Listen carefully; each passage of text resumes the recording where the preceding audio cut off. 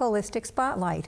I'm your host, Josie Way, and tonight we have with us co-host Ken Demers on the far left, or right in your sets. The fellow.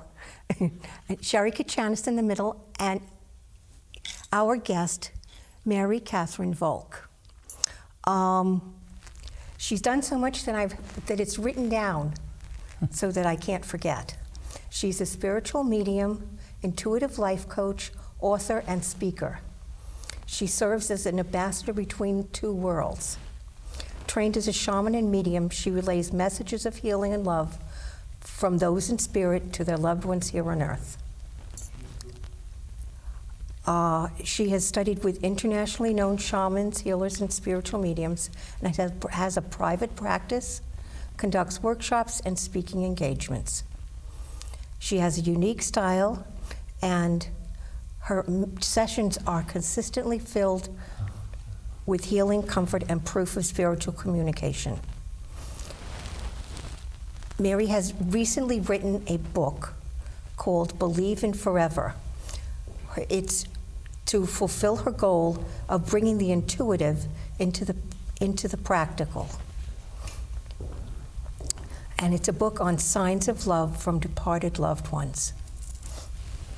So, Mary, tell me a little bit about the book. Tell me about what got you involved with writing this book. What got me involved? Thank you. First of all, thank you for having me this evening.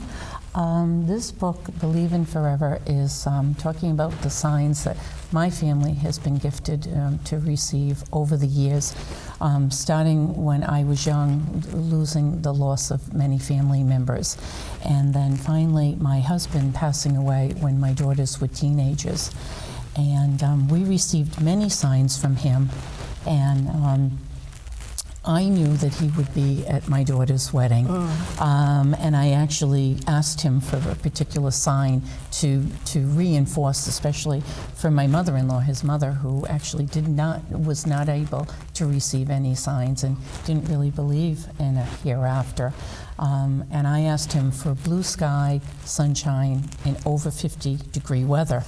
On December 11th in Narragansett down at the seashore. And we not only we had gentle breezes? No, we didn't even have breezes. It was beautiful. We had blue skies first thing in the morning when we woke up. By 9 o'clock it was starting to warm up, and it was sunny, and we had 54-degree weather by noontime, and it continued all through the night. So we knew he was there, and my daughter knew he was there. We sensed him, but what we didn't expect, and this is why I wrote the book, was the orbs, the white circular orbs, and strategically in pictures, family pictures in the wedding photographs. And I have a number of them in my book, and I really wanted to be able to share this with other family members, with other young people who have lost a mom or a dad, to let them know that indeed their parents will be there with them on their wedding day. And other special celebrations, college graduations. They're proud parents still on the other side. Definitely, and they're there to celebrate our accomplishments, our birthdays, their birthdays. They're definitely with us. They're not far. They're just as a thin veil, and they're there with us. But I know so many people do not trust the signs that they receive. So that's why the book details too the different ways our loved ones communicate with us. Mm-hmm. Mm-hmm. Well, what are some of the different ways that you've experienced the communication before the orbs? Mm-hmm. The easiest way for them to come to us is in our dream state, because that's really when we relax and we're quiet, and we will we may just have a dream with them. They may say they're okay. They may say they can walk again when they were not able to walk. But many people don't remember the particulars of the dream. They just remember the feeling, the emotion of it. So that's one way. That is the easiest way for them to come to us, because we've kind of put our guard down. But another way is we may smell smoke. If they were smokers, we may smell cigarette or cigar. We may smell flowers or their cologne or a man's aftershave.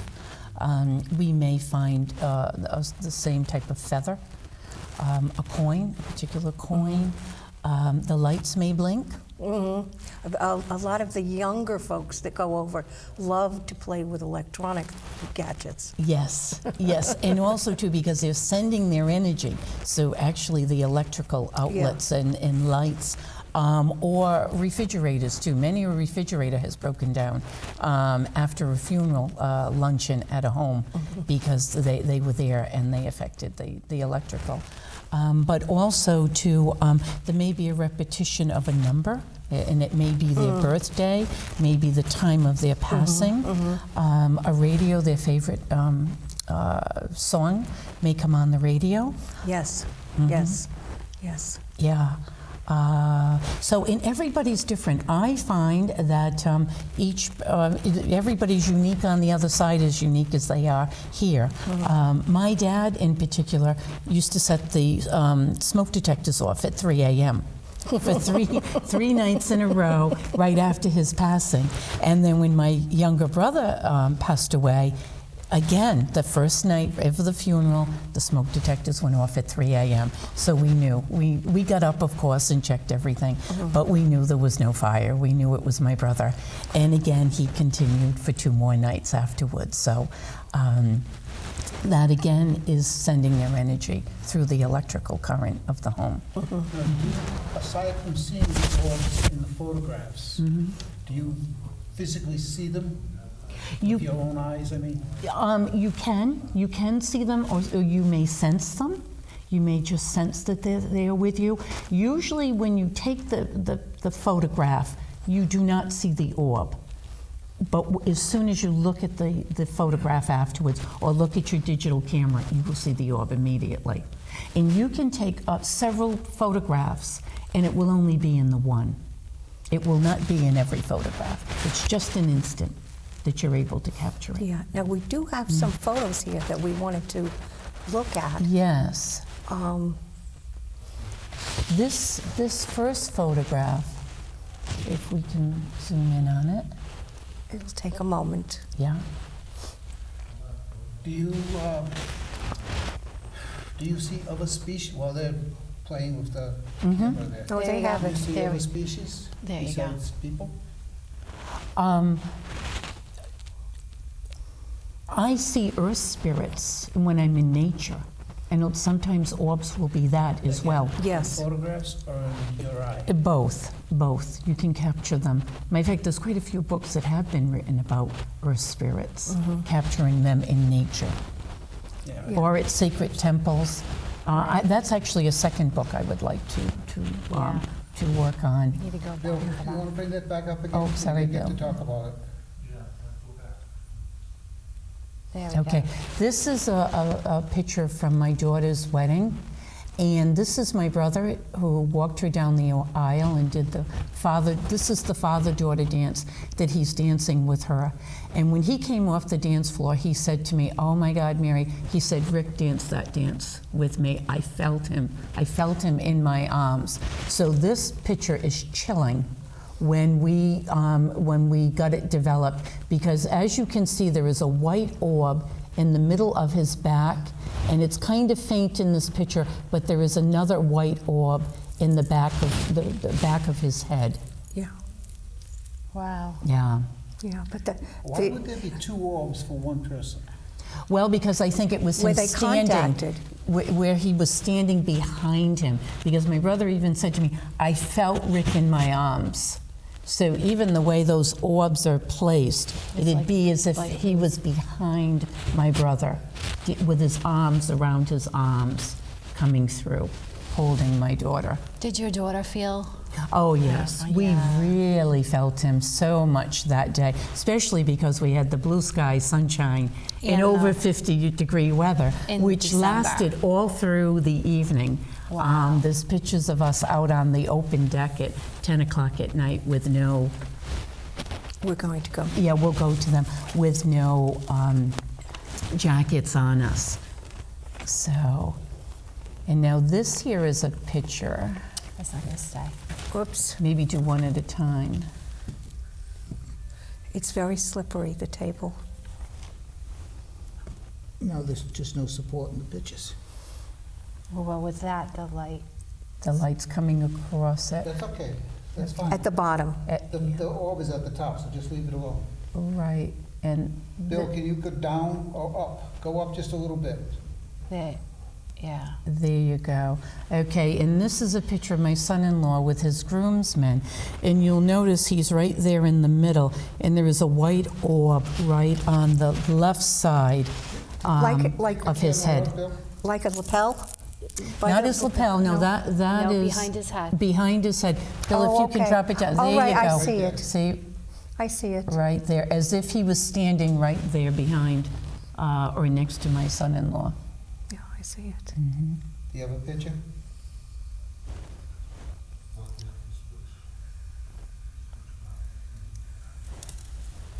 So, you're also a mediumistic while we're waiting for them to Mm-hmm. get the picture? Do you have a picture?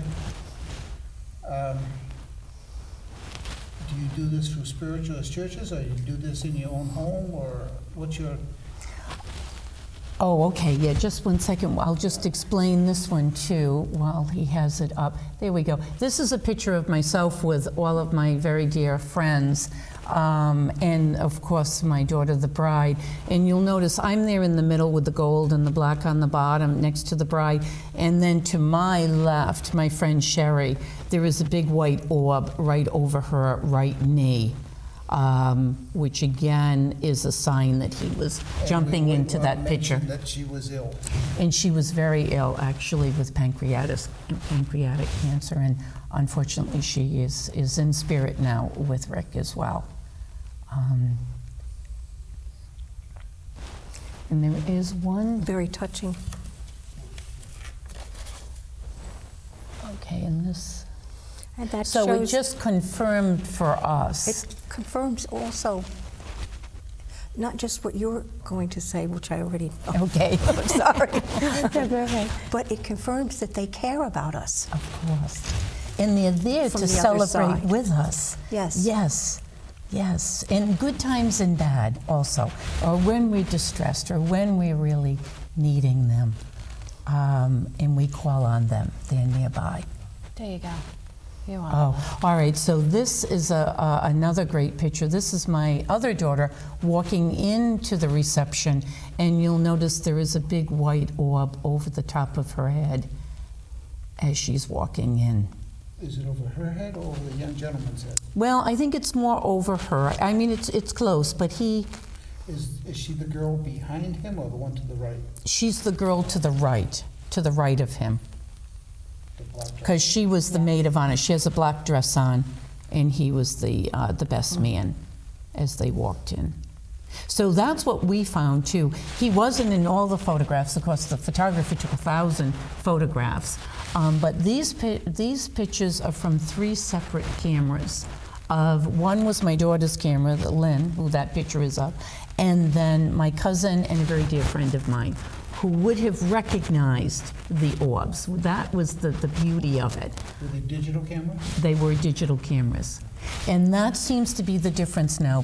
With the use of digital cameras, they're so fast that we're able to capture more orbs than we were able to do years ago with the 35 millimeter film. I think it has more to do with the electronics of it. In what way? Do you know what a Kirlian photography is? Mm-hmm.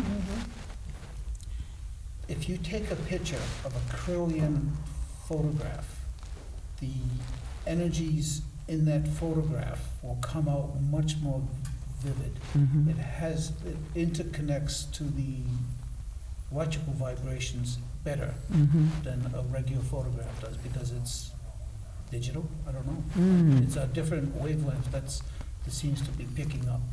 A broader spectrum Yeah, of energy. I mean, I Yeah. took a picture of one lady who had her heart was just very bright, and then when I took a picture of it, it was like unbelievable significance of the picture. Mm-hmm. So I think the digital has something more to do with the picking up a wider spectrum. I think so. I think because it's faster too. It's able to capture. Yeah. About the same speed. Is it the same speed? Some Okay. of it, yeah. Yeah, yeah. It depends on what you're shooting at, I guess. Yeah. but Mm-hmm. It's more And- of a wider spectrum that they're picking up. Mm. I don't know, I'm going to show my ignorance, but what about the number of pixels and stuff? Does that make a difference? Does that give better definition? And therefore they pop out? I don't know. The pictures that I've taken personally, I was using a very wide. The more pixels you got, the longer it takes to put it up on the computer. Mhm. So when I was taking pictures, I would, because we had so many pictures that I was taking of houses, that I had to have them less pixels is what I'm trying to say. Right, more Mhm. primitive. And they would still come out, sometimes they would come out very vividly. Mhm. So I don't think it had to do with the speed, I think it has to do with the sensitivity of the digital cameras, or a wider frequency or something. It's not something I've spent a lot of time with. Yeah.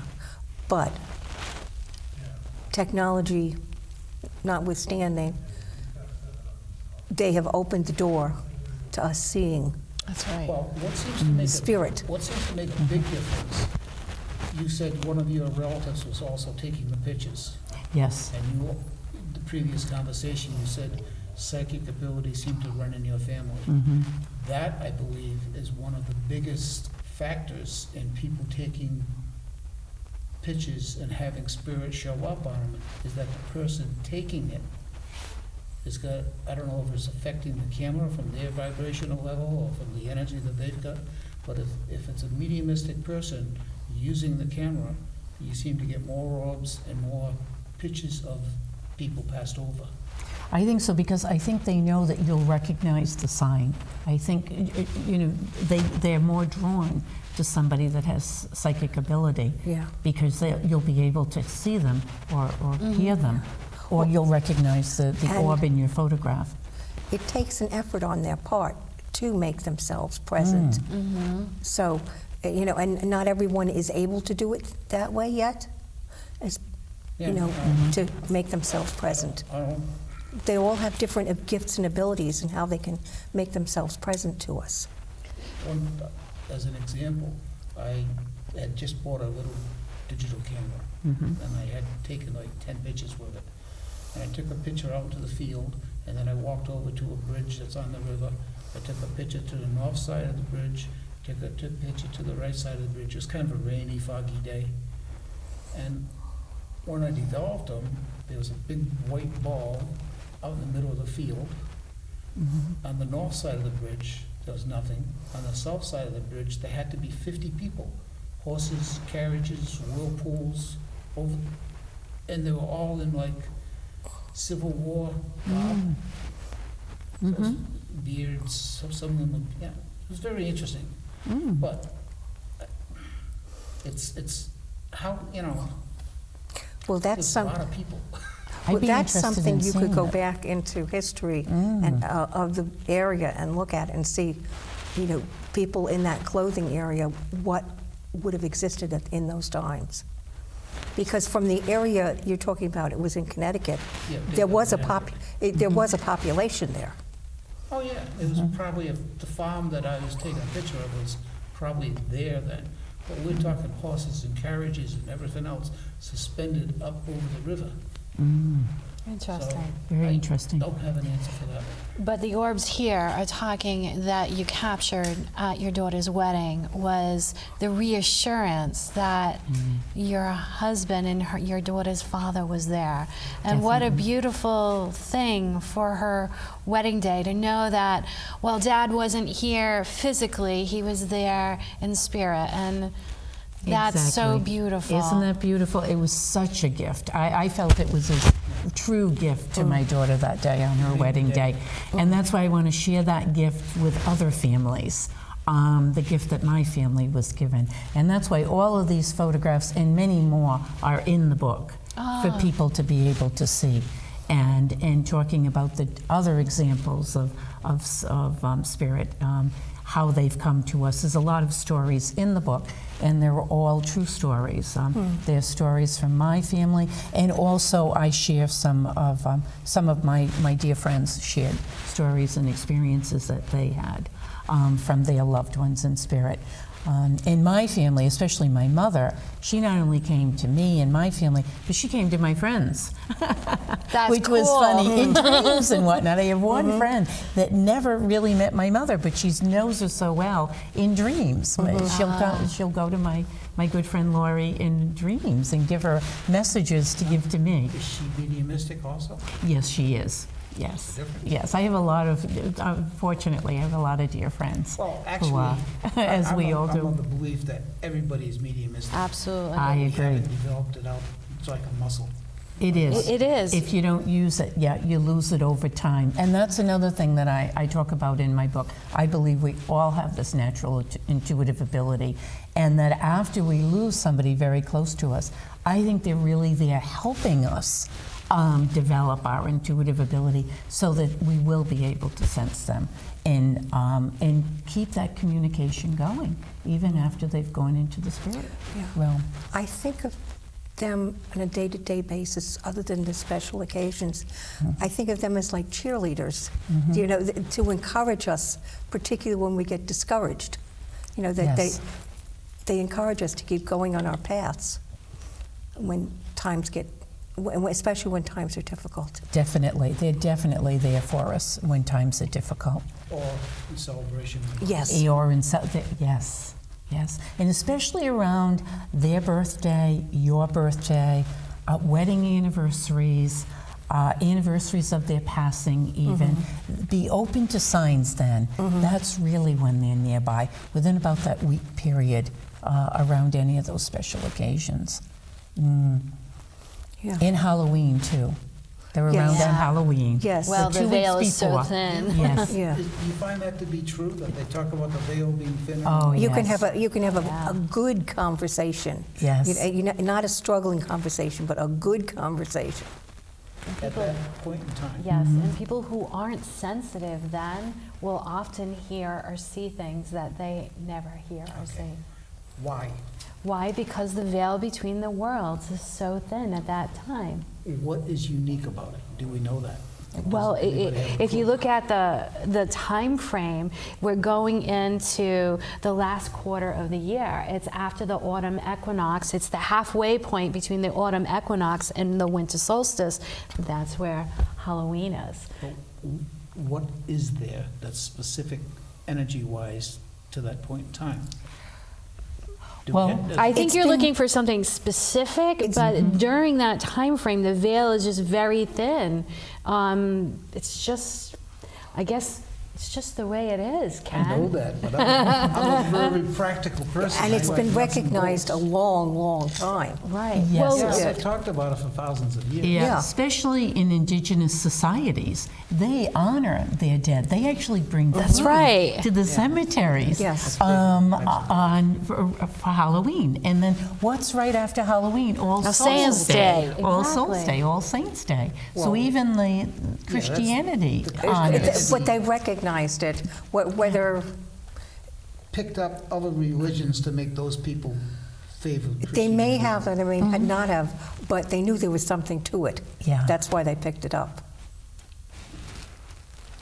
We're really, Western society is the only society that really doesn't acknowledge that we can still communicate with our loved ones and honoring the dead. We have such a fear of death in our Western society, but other communities do not. Other societies do not, especially indigenous societies.